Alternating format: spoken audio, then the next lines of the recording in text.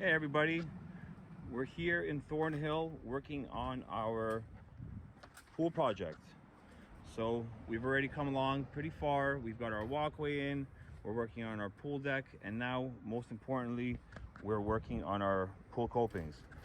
So our client opted to go with this really beautiful bullnose style pool coping. Let's get a closer look at it. Really pretty. Now with the bull nose, it's very important to miter the corners, so we're just grouting a little bit of a joint in there. Everything else is pretty much airtight. We have to just clean everything up, and now we're going to put the same bull nose coping on this side as well with some mortar. We wet lay all of our copings, so we're just going to talk a little bit about how we go through this installation process. And there's Rocco. He's just cleaning up the bottom of our copings, make sure it's nice and clean when you're inside the pool. What we don't like to see is really messy grout work, so we like to see something like that, really nice and clean underneath the copings. Hey guys, so what we've done is we've installed a concrete collar around the perimeter of the pool. You can see everywhere there's concrete, and now what this allows us to do is wet lay these copings. So we like to make really good bond, really good contact between the coping and the cement. So we don't use PL. A lot of guys do. It's a lot quicker, a lot easier. But we find that in terms of durability and in terms of having a really structurally sound product, we always wet lay everything. So here we're using our Type S mortar. This one is made by Spec Mix. It's called MCO3.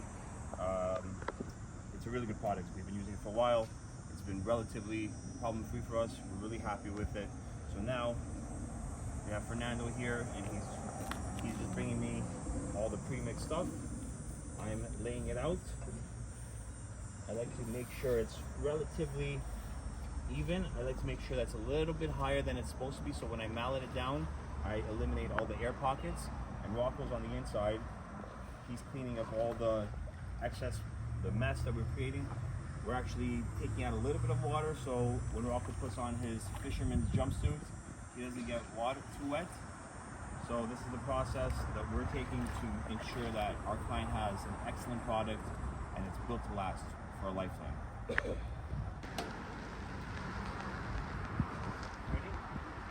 Okay.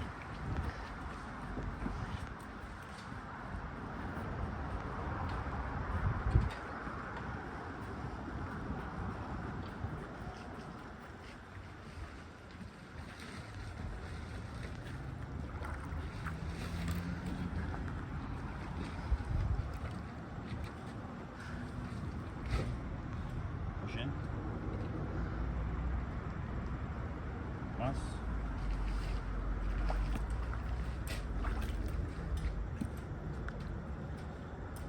Okay. Yep.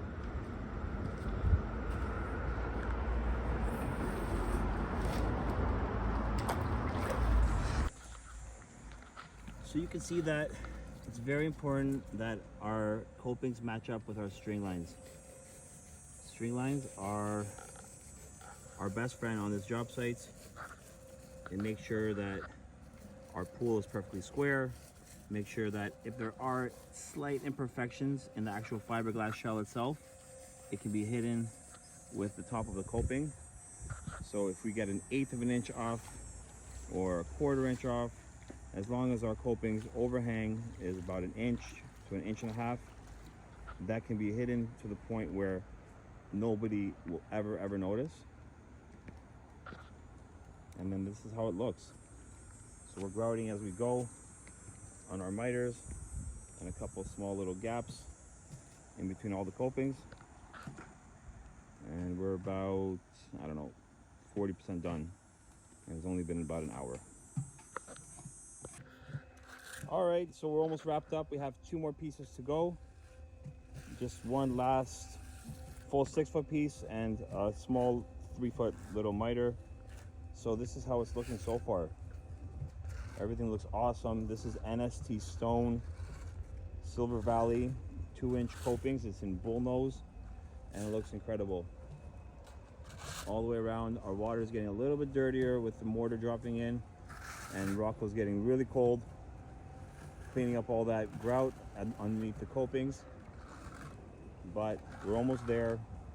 You can finally get out of the deep end.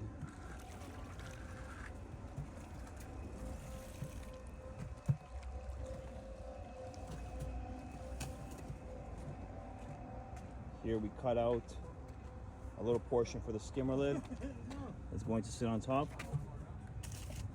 So this is just the dimensions of the skimmer lid. You can see really nice cut.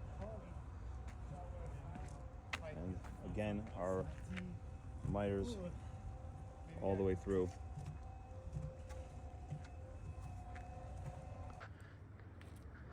Hey everybody, so we're back here. It's now the following day after we finished off the pool copings. So they're all set. This entire concrete pool deck, we're facing it all. So we don't like just having the concrete aesthetic, obviously. So we're going to do the same exact design, the inlay with the flagstone. And then we are using a paver that matches our pool deck over there. It's going to be a 16 by 32 paver. So we have a 16-inch gap in here, and it runs all the way through, all around the pool deck. So it's gonna be really pretty and also structurally super sound. We're wet laying all of our NST bullnose copings. We have a huge concrete wall over here. We put sonotubes throughout the entire backside because it's big elevation. We don't want this to heave or shift over time. We are in a freeze-thaw cycle environment. So we put in 8 sonotubes, 4 feet deep, 12-inch wide, along the entire backside to support this entire concrete structure. Same with our shed pad, the concrete pad for our shed with pool equipment. And we're gonna wrap this all the way around on the backside as well. And then it's going to be consistent with this Tuscany color that we're gonna be inlaying all the way around.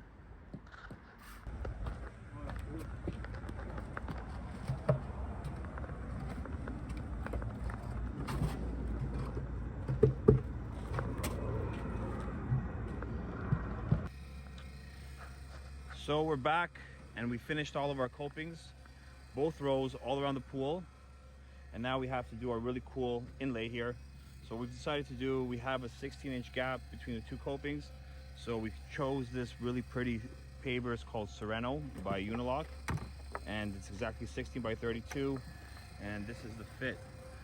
So you can see it's really nice and tight on both sides.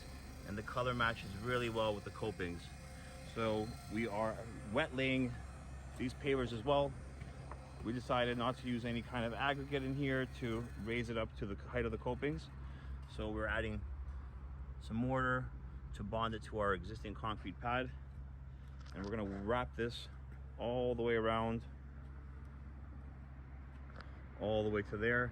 So it meets up with our main patio pool deck area. So we should be wrapped up in a few hours, and we're gonna take some progress shots between now and our finishing time. So we're all wrapped up. Our coping installation as well as our slab installation.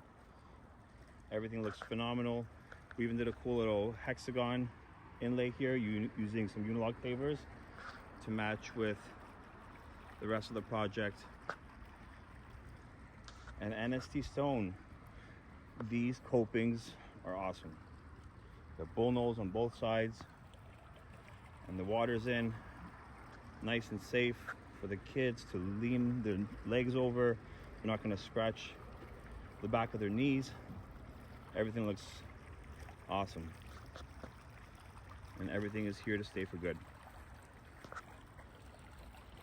And here we use some NST stone, 1-inch flagstone to create our skimmer lids. We got one here and one here. It's for our sump pump. It's for the water filter.